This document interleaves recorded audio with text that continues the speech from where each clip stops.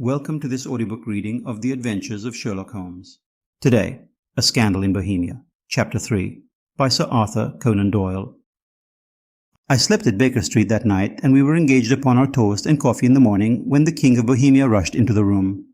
"You have really got it," he cried, grasping Sherlock Holmes by either shoulder and looking eagerly into his face. "Not yet. But you have hopes?" "I have hopes." "Then come. I am all impatience to be gone. We must have a cab." "No, my brougham is waiting." "Then that will simplify matters." We descended and started off once more for Briony Lodge. "Irene Adler is married," remarked Holmes. "Married? When?" "Yesterday." "But to whom?" "To an English lawyer named Norton." "But she could not love him." "I'm in hopes that she does." "And why in hopes?" "Because it would spare your Majesty all fear of future annoyance. If the lady loves her husband, she does not love your Majesty. If she does not love your Majesty, there is no reason why she should interfere with your Majesty's plan." "It is true, and yet— well, I wish she had been of my own station. What a queen she would have made!" He relapsed into a moody silence, which was not broken until we drew up in Serpentine Avenue. The door of Briony Lodge was open, and an elderly woman stood upon the steps. She watched us with a sardonic eye as we stepped from the brougham. "Mr. Sherlock Holmes, I believe," said she. "I am Mr. Holmes," answered my companion, looking at her with a questioning and rather startled gaze. "Indeed. My mistress told me that you were likely to call. She left this morning with her husband by the 5:15 train from Charing Cross for the Continent."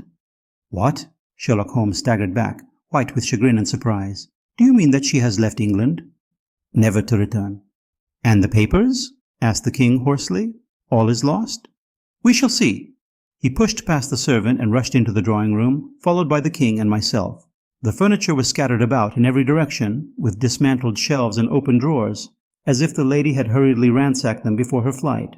Holmes rushed to the bell-pull, tore back a small sliding shutter, and plunging in his hand, pulled out a photograph and a letter.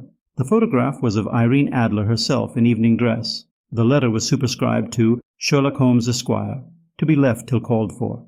My friend tore it open, and we all three read it together. It was dated at midnight of the preceding night, and ran in this way: "My dear Mr. Sherlock Holmes, you really did it very well. You took me in completely. Until after the alarm of fire, I had not a suspicion. But then, when I found how I had betrayed myself, I began to think.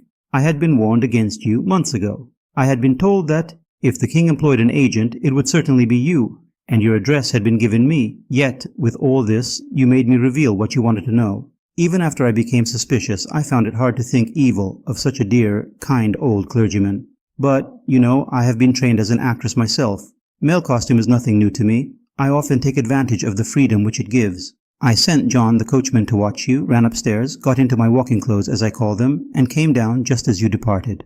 Well, I followed you to your door, and so made sure that I was really an object of interest to the celebrated Mr. Sherlock Holmes. Then I, rather imprudently, wished you good night, and started for the Temple to see my husband." We both thought the best resource was flight, when pursued by so formidable an antagonist. So you will find the nest empty when you call tomorrow. As to the photograph, your client may rest in peace. I love and am loved by a better man than he. The king may do what he will without hindrance from one whom he has cruelly wronged. I keep it only to safeguard myself and to preserve a weapon which will always secure me from any steps which he might take in the future. I leave a photograph which he might care to possess. And I remain, dear Mr. Sherlock Holmes, very truly yours, Irene Norton, née Adler. "What a woman, oh, what a woman!" cried the King of Bohemia, when we had all three read this epistle. "Did I not tell you how quick and resolute she was? Would she not have made an admirable queen? Is it not a pity that she was not on my level?" "From what I have seen of the lady, she seems indeed to be on a very different level to your Majesty," said Holmes coldly. "I am sorry that I have not been able to bring your Majesty's business to a more successful conclusion." "On the contrary, my dear sir," cried the king, "nothing could be more successful. I know that her word is inviolate. The photograph is now as safe as if it were in the fire." "I am glad to hear your Majesty say so." "I am immensely indebted to you. Pray tell me in what way I can reward you. This ring—" He slipped an emerald snake ring from his finger and held it out upon the palm of his hand. "Your Majesty has something which I should value even more highly," said Holmes. "You have but to name it." "This photograph." The king stared at him in amazement. "Irene's photograph!" he cried. "Certainly, if you wish it." "I thank your Majesty. Then there is no more to be done in the matter. I have the honor to wish you a very good morning."